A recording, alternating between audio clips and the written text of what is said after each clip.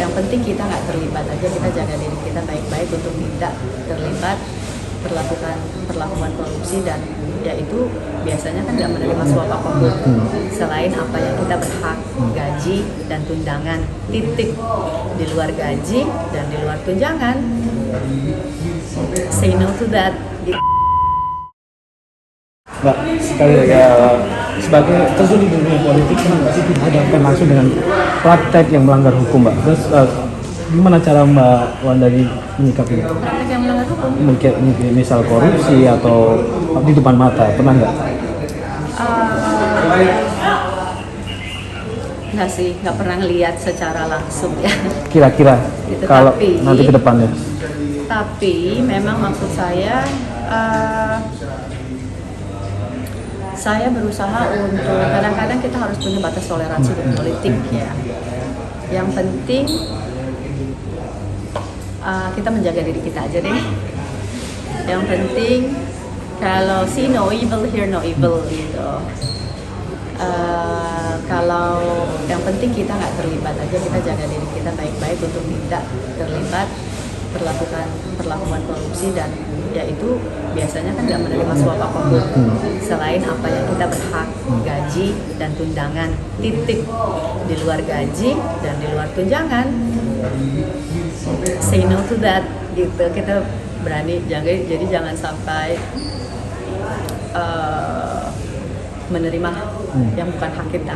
Balik aja, prinsipnya itu aja. Insya Allah kalau kita punya prinsip hanya menerima yang hak, itu juga lebih dari cukup kok buat kita. Terjun di dunia politik juga kadang stigma dengan praktek politik uang juga Ya, sering kali. pasti. Gimana Mbak Wanda menyikapinya? Pernah nggak bakal percaya diri nggak sih kalau nggak Pasti. pakai uang? Aku udah membuktikan waktu di DPRD DKI bisa nggak pakai uang gitu aja. Jadi selama 5 tahun aku kerja bener, aku advokasi masyarakat dengan sepenuh hati. Dari yang itu tadi nggak punya akses ke rumah sakit, dari yang raportnya ditahan, dari yang nggak bisa masuk sekolah, dari yang nggak punya akte kelahiran. Itu semua aku perjuangkan untuk mereka. Gitu. Jadi aku bisa kerja dengan benar mewakili masyarakat karena aku nggak berhutang pada orang lain, tapi aku rajin turun. Jadi insya Allah nanti itu juga yang akan aku lakukan. Gitu. Jadi masyarakat juga harus berpikir, kadang-kadang kalau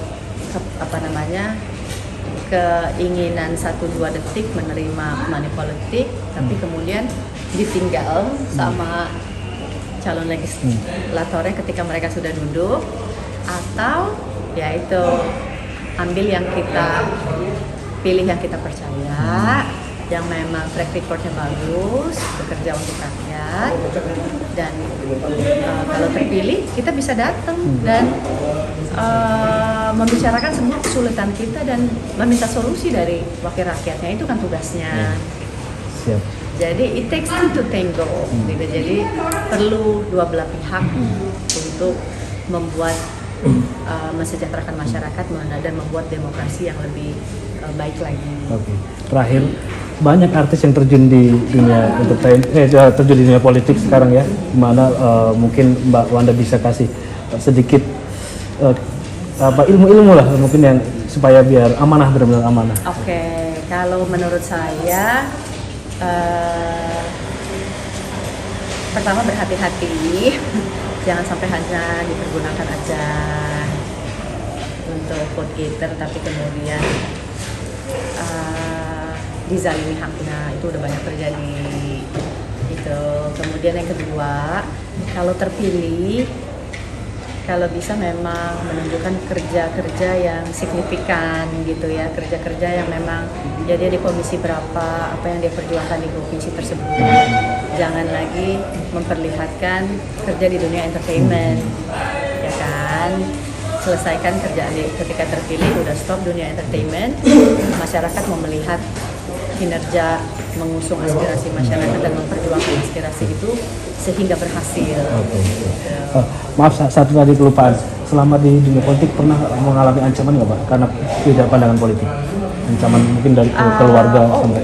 Enggak sih, kalau ancaman paling nggak ancaman verbal atau ancaman fisik sih enggak, gitu. Tapi pernah paling gini, kalau di politik tuh kalau kita balelo ya, kalau saya kan prinsipnya saya di politik membela masyarakat, apapun keputusan. Kadang-kadang yang berbeda dengan keputusan partai, kalau partai lagi koalisi dengan pemimpin A gitu, tapi saya merasa kebijakan pemimpin A ini Ya, beda.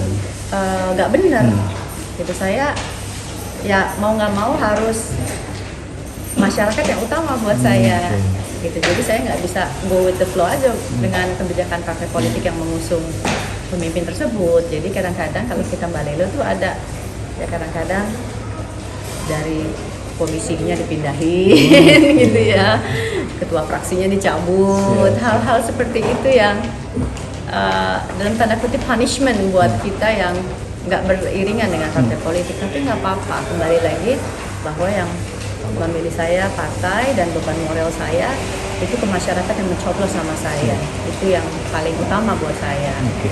Sip.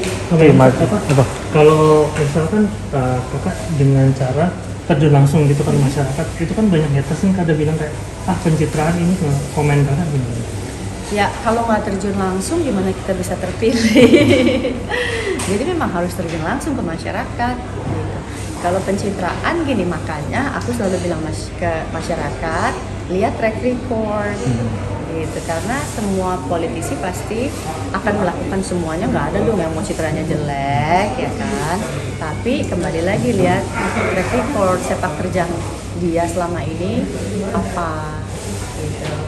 Dia apakah dia orang yang jujur, apakah dia pernah terlibat suatu kejahatan, apakah aktivitas sosialnya kepada masyarakat bagaimana, itu kan bisa dilihat dari situ. Oke. Rekam jejak. Sip. Terima kasih. Sekarang bajunya merah tapi ya. Bukan dulu ya. Sebetulnya. Bukan, terima kasih.